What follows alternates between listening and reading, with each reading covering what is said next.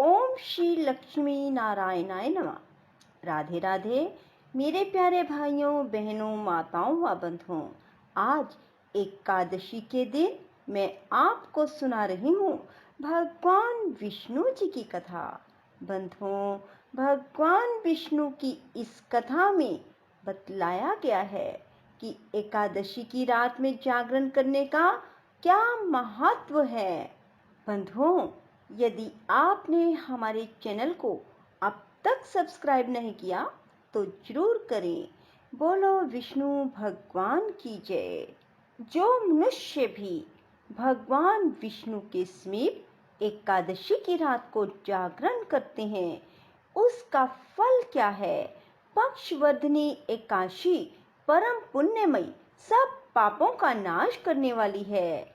यह उपवास करने वाले मनुष्यों की करोड़ों हत्याओं का भी विनाश कर डालती है। मुने, पूर्व काल में महर्षि वशिष्ठ, भारद्वाज, ध्रुव, राजा अम्बरीश ने भी इसका व्रत किया था। यह तिथि श्री विष्णु को अत्यंत प्रिय है। एकादशी तिथि काशी और द्वारिकापुरी के समान पवित्र है।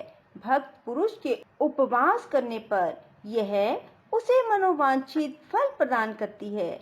जैसे सूर्योदय होने पर तत्काल अंधकार का नाश हो जाता है, उसी प्रकार पक्षवर्धिनी का व्रत करने से पाप राशि नष्ट हो जाती है। नारद, अब मैं एकादशी की रात में जागरण करने का महात्म बतलाऊंगा। ध्यान देकर सुनो। भक्त पुरुष को चाहिए कि एकादशी तिथि को रात्रि के समय भक्ति पूर्वक भगवान विष्णु का पूजन करके वैष्णवों के साथ उनके सामने जागरण करें। जो गीत, वाद्य, नृत्य, पुराण पाठ, धूप, दीप, नैवेद्य, पुष्प, चंदन, अनुलेप, फल, अधर्य, श्रद्धा, दान, इंद्रिय संयम, सत्य भाषण तथा शुभ कर्म के अनुष्ठान पूर्वक प्रसन्नता के साथ श्री हरि के समक्ष जागरण करता है, वह सब पापों से मुक्त हो भगवान का प्रिय होता है। जो विद्वान मनुष्य भगवान विष्णु के समीप जागरण करते, श्री कृष्ण की भावना करते हुए कभी नींद नहीं लेते, मन ही मन बारंबार श्री कृष्ण का नाम उच्चारण करते हैं, उन्हें परम धन्य समझना चाहिए। विशेषतः एकादशी की रात में जागने से तो वे और भी धन्यवाद के पात्र हैं। जागरण के समय एक क्षण गोविंद का नाम लेने से व्रत का चौगुना फल प्राप्त होता है। एक पहर तक नाम उच्चारण से कोटि गुने फल मिलता है और 4 पहर तक नाम कीर्तन करने से असीम फल की प्राप्ति होती है। श्री विष्णु के आगे आधे निमेष भी जागने पर कोटि गुना फल होता है, उसकी संख्या नहीं है। जो नरश्रेष्ठ भगवान केशव के आगे नृत्य करता है, उसके पुण्य का फल जन्म से लेकर मृत्यु काल तक कभी क्षीण नहीं होता। महाभाग, प्रत्येक पहर में विस्मय और उत्साह से युक्त हो पाप और आलस्य आदि छोड़कर निर्वेद शून्य हृदय से श्री हरि के समक्ष नमस्कार और निराजना से युक्त आरती उतारनी चाहिए। जो मनुष्य एकादशी को भक्ति पूर्वक अनेक गुणों से युक्त जागरण करता है, वह फिर इस पृथ्वी पर जन्म नहीं लेता। जो धन की कंजूसी छोड़कर पूर्वोक्त प्रकार से एकादशी को भक्ति सहित जागरण करता है, वह परमात्मा में लीन होता है। जो भगवान विष्णु के लिए जागरण का अवसर प्राप्त होने पर उसका उपहास करता है, वह 60,000 वर्षों तक विष्ठा का कीड़ा होता है।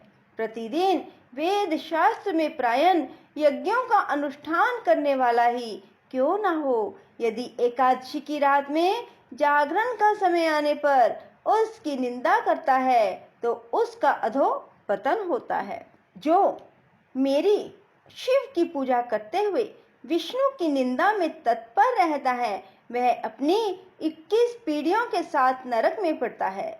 विष्णु ही शिव है, शिव ही विष्णु है। दोनों एक ही मूर्ति की 2 झांकियों के समान स्थित हैं। अतः किसी प्रकार भी इनकी निंदा नहीं करनी चाहिए। यदि जागरण के समय पुराण की कथा बाँचने वाला कोई ना हो तो नाच गान कराना चाहिए। यदि कथावाचक मौजूद हो तो पहले पुराण का पाठ होना चाहिए। बस श्री विष्णु के लिए जागरण करने पर 1000 अश्वमेघ और 10,000 वाजपेयी यज्ञों से करोड़ गुना पुण्य प्राप्त होता है। श्री हरि की प्रसन्नता के लिए जागरण करके मनुष्य पिता, माता, पत्नी तीनों के कुलों का उद्धार कर देता है। यदि एकादशी के व्रत का दिन दशमी से विद्ध हो तो श्री हरि का पूजन, जागरण, दान आदि सब व्यर्थ है। ठीक उसी तरह जैसे कृतघ्न मनुष्यों के साथ किया हुआ नेकी का वर्ताव व्यर्थ हो जाता है। जो वेद रहित एकादशी को जागरण करते हैं उनके बीच में साक्षात श्री हरि संतुष्ट होकर नृत्य करते हैं। जो श्री हरि के लिए नृत्य, गीत और जागरण करता है उनके लिए ब्रह्मा जी का लोक, मेरा कैलाश धाम तथा भगवान श्री विष्णु का वैकुंठ धाम सब के सब निश्चय ही सुलभ हैं। जो स्वयं श्री हरि के लिए जागरण करते हुए लोगों को भी जगाए रखते हैं वह विष्णु भगत पुरुष अपने पितरों के साथ वैकुंठ लोक में निवास करते हैं।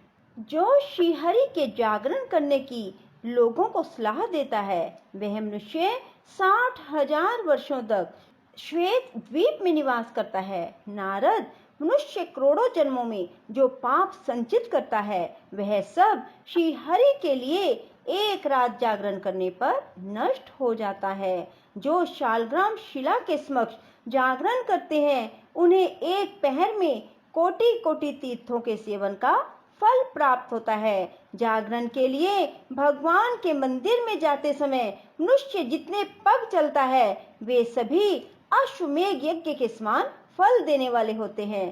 पृथ्वी पर चलते समय दोनों चरणों पर जितने धूलिकण गिरते हैं उतने 1000 वर्षों तक जागरण करने वाला पुरुष दिव्य लोकों में निवास करता है। इसलिए प्रत्येक द्वादशी को जागरण के लिए अपने घर से भगवान विष्णु के मंदिर में जाना चाहिए।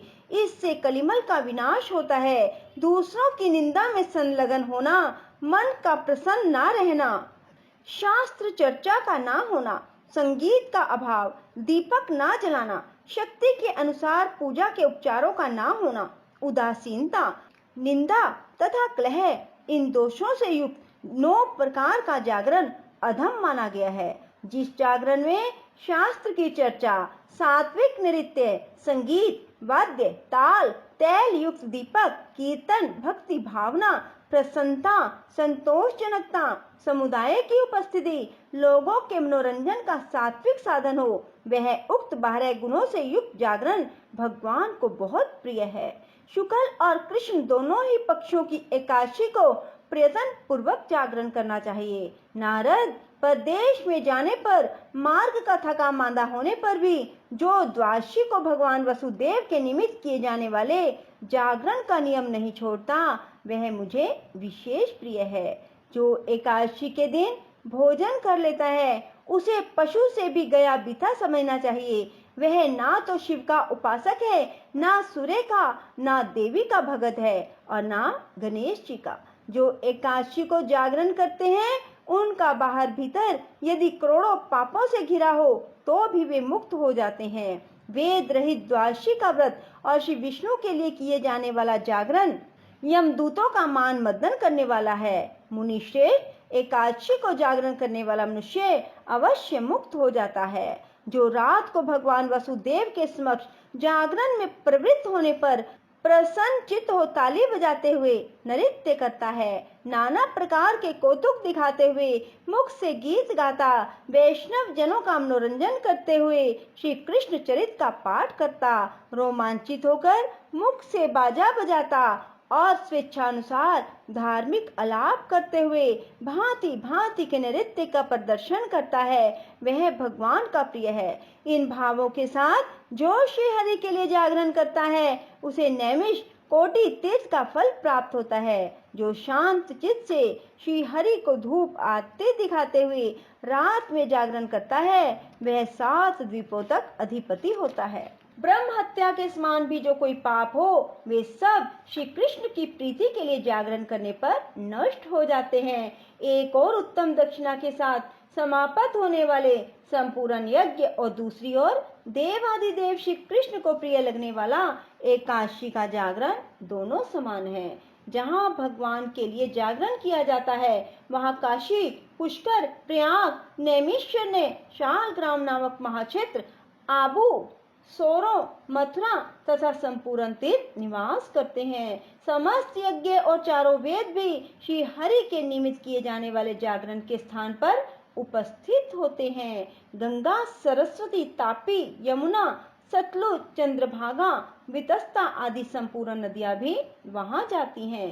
द्विजश्रेष्ठ, सरोवर, कुंड और समस्त समुद्र भी एकादशी को जागरण स्थान पर जाते हैं। जो मनुष्य श्री कृष्ण प्रीति के लिए होने वाले जागरण के समय वीणा आदि बाजों से हर्ष में भरकर नृत्य करते और पद गाते हैं, वे देवताओं के लिए भी आदरणीय होते हैं। इस प्रकार जागरण करके महाविष्णु की पूजा करें और द्वादशी को अपनी शक्ति के अनुसार सब वैष्णव पुरुषों को निमंत्रित करके उनके साथ बैठकर पारण करें। बोलो विष्णु भगवान की जय। राधे राधे। जय श्री कृष्णा। बंधुओं, यदि आपको हमारी वीडियो पसंद आए तो इसे लाइक करें और शेयर भी जरूर करें। धन्यवाद।